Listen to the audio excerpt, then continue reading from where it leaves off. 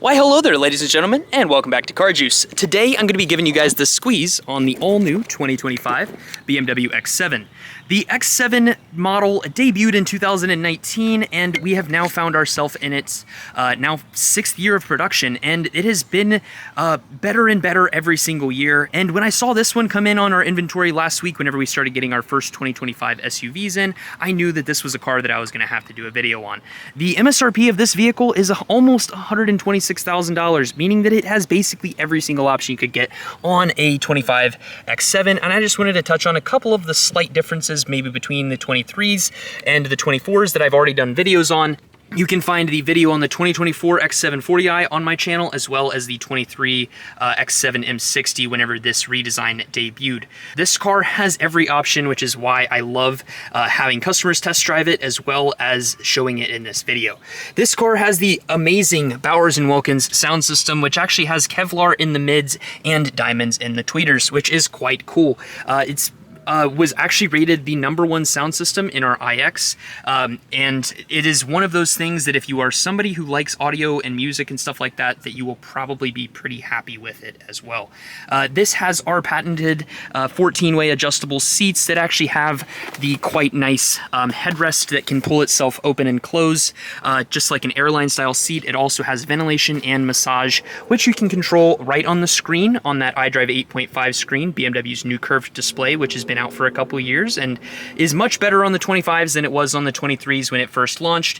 This also will enable you to use your phone as a key, those sort of cool things too. The X7 M60, what a absolute behemoth. This thing has a 3.8 second 0 to 60 time and 523 horsepower. On the M60 model, you get the attractive M Sport styling with that dual exit exhaust on the back there and that juicy M60 badge. This being a third row SUV, you actually do have a pretty substantial amount of kind of trunk space. That being said, you do have to put down those second and third row seats to have that full capacity.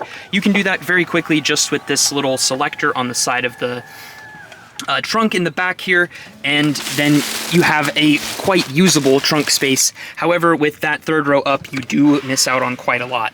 As far as storage hiding methods go, you have two of those. You've got this little branded X7 tiny liner here if you're using that third row seat, or you have the more sliding liner that can fit into the back of either side of those little square brackets there on the back of the car.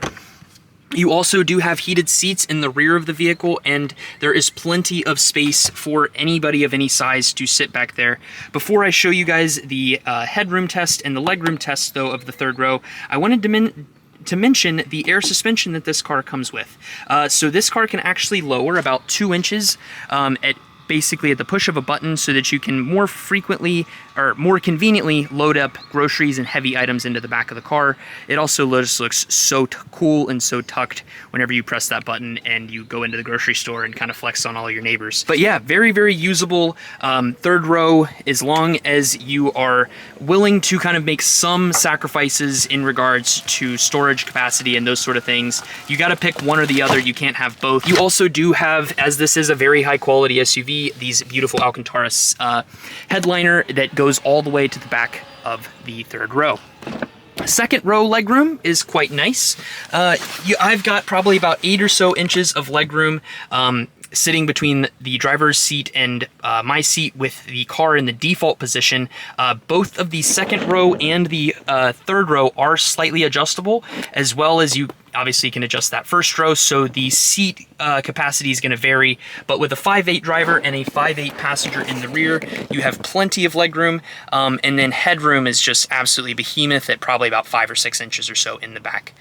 You guys may have noticed this little USB Type-C in the back of the seat, so you can actually charge your phone or mount an iPad right in front of you whenever you're on a road trip. You've also got 2 more USB-Cs down here in the center, heated seats on both the driver's side and the passenger side of the second row. This one, being that it has the executive package, also has these nice window shades here in the back too. With the push of one button, you can step into the back of the car. You just have to be a little bit patient. This got a lot faster than on the 2019 and 2023 models. They have just slowly made those a little bit faster. And whenever you sit in the back seat with the seat in the default position. Again, 5'8" gentleman here in the back of the car, probably about an inch or so of legroom. And then headroom is still ample. I would say probably about 2 to 3 inches or so of headroom in the back seat. I'm the size of a, adult preteen, just depending on how tall you are as a parent. But then your preteen sitting in the third row will be very happy to know that there are also heated seats, and you have 5-zone climate if you opt this with the climate comfort package. I will be doing a full build video on my channel of the X7 M60, so you guys can follow along as a BMW client advisor builds out one of these cars, as it is a little bit complicated. Kids in the third row, they also have their own USB-C on either side and their own cup holders. So very, very livable if you have a large family and those sort of things, and they are maybe not doing sports all the time, or maybe, I don't know, maybe you have a couple of drivers, or if you're just using this car for carpool. This is the perfect vehicle for a carpooling type family that maybe doesn't need quite as much storage space. I did want to mention you do have a retractable sunroof shade in the back there. It's not an opening sunroof, but it does work quite well. And driver's seat, we kind of touched on it a little bit earlier, but it's multi-way adjustable. And you have this beautiful M Sport steering wheel, which is standard on the X7 M60. Before we hop into the driver's seat, however, though, I do want to show you guys underneath the hood. And you'll find this beautiful S68 engine. With the M60 model, this was the first M car to have a S-labeled M engine. You've got both of your intercoolers, and not intercoolers, you've got both of your intakes sitting up there right on the front, taking in cool air from the front of the vehicle and pushing it up, cooling everything down. This is also one of the first V8s that BMW started adding our mild hybrid system to. You can see that purple cable there. That actually runs our 48-volt mild hybrid, which is an 11 horsepower engine that basically just gets the motor kicking off at start-stop functions, so that you don't have that percussive feeling of that engine turning on and off, which leads a lot of people to not feel very happy with how their cars drive. When in like those older models, whenever the start-stop first came out, it was very percussive, and a lot of people always complained about it and turned it off. With the mild hybrid, you can no longer disable the active start-stop, but it's honestly so unnoticeable that I don't have any complaints about it. Being that this car is also equipped with the M Sport Professional package, since we are here at the front of the car, I wanted to mention the matte black kidney grille that comes with these new redesigns.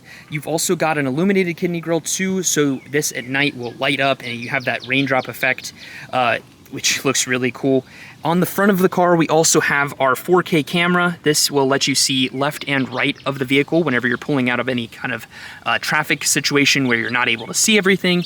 And then you have our radar sensor, which is heated in the event of like kind of a winter situation where there's ice that might build up there, those sort of things. So it'll keep that a little bit cleaner. More safety features, you do have the indicator for the blind spot monitoring and 2 more cameras on the side here, which allows this car to do complete self-parking. It can actually even back itself into your garage, which is really cool. But that being said, that's more or less everything I wanted to show you guys on the exterior. Let's go ahead and hop on the inside, and we'll take this thing on a brief drive. Okay, so in the driver's seat of the X7 M60, you are greeted with a very spacious and quite nice interior. This is one of the individual trim options, which there are several on the X7 M60. So this is probably one of my favorite interior trims, also highlighted by the crystal shifter and the other crystal elements that are kind of around the inside of this cabin. It's just really, really high quality in here. It does pass the double paned glass test, and this thing is quite quiet whenever you are on the interstate.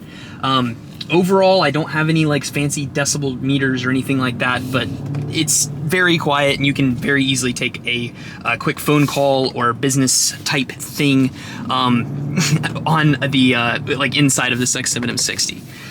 This car also does feature the optional dynamic handling package, which is, I think, was previously like a $2,000 or $4,000 option. It's very expensive, but that adds in the all-wheel steering, which, as you can see, like, look at this thing. It is very effortlessly able to slide and change its direction, minimizing a lot of that body roll, utilizing that air suspension to level out the chassis as you kind of throw the weight from one side to the other inside of this car. Being that this is an M engine, or an S labeled engine, this car does have a run-in period. You actually have 300 miles that you have to be a little bit more moderated as far as your throttle and those sort of things go, compared to the old school X7 M50 and some of the other predecessors in the M chassis, such as the M340 and those things too. In regards to braking and handling and those things, for this thing being as big as it is, this thing changes lanes, changes direction, and builds power so fast. I think I may have said it earlier, but the 0 to 60 time is only 3.8 seconds on a basically car that is just as heavy and as expensive as a house, which is pretty sick. That mild hybrid system really minimizing how much annoyance there is at these stoplights and everything like that. So the engine actually just turned off and you can't even tell. It just kind of rolls asleep, and then as I take my foot off this brake, you kind of feel like a slight like a pitter patter, like a thump pitter patter, as the engine quickly kicks back on. But there's not a lot of annoyance from that, from the start stop and those sort of things too. Again, this car is extremely well equipped, and it has those 21-inch tires or 20-inch tires, so it's not going to take those.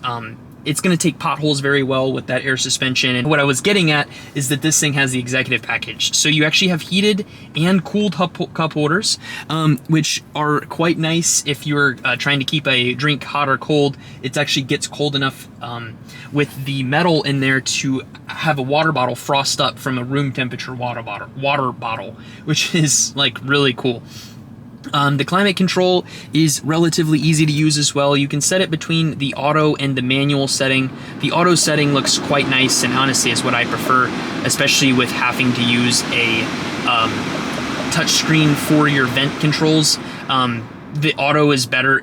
Less complexity is always better. I miss having the ability to use your fan control buttons down here, but it's not that bad. At the end of the day, it is what it is, you know. And then also you do have a wireless phone charger. Unlike the iX and the new 5 Series, this one has the last gen wireless charger, so there's no piping for cooling or anything like that. So you may notice while using Apple CarPlay for that maintenance charge that the car doesn't quite keep your phone that cool, and you may lose some efficiency and might end up hurting your phone battery in the long term. I'm going to do one little pull for you guys in Sport Plus so you can hear the exhaust open up. You can't get a lot of that full cacophony, but some of the biggest takeaways that I got on the X7 M60 versus the M50 model is that basically this car has a little bit more raspiness, and it's a little bit more top-end heavy in the exhaust note. The note is kind of like more tinny, so you're gonna get like that. It still has those same pops and bangs and cracks, but they're a little more muffled than the previous generation. But overall, pretty solid car, I must say. Yeah, that's kind of where I'm gonna leave things off for this video. If you guys have any questions or are curious about the build process, I'll put the link to my X7 M60 build guide in the description below. But without further ado, guys, thank you guys so much for watching today's video. I'll catch you guys in the next one. If you guys haven't had an opportunity to subscribe already, please consider doing so, as that does help the channel out a lot. We're pushing for hopefully 10K by the end of this year, but that's probably not going to happen. But without further ado, guys, thank you so much for watching. I'll catch you guys in the next one. Deuces.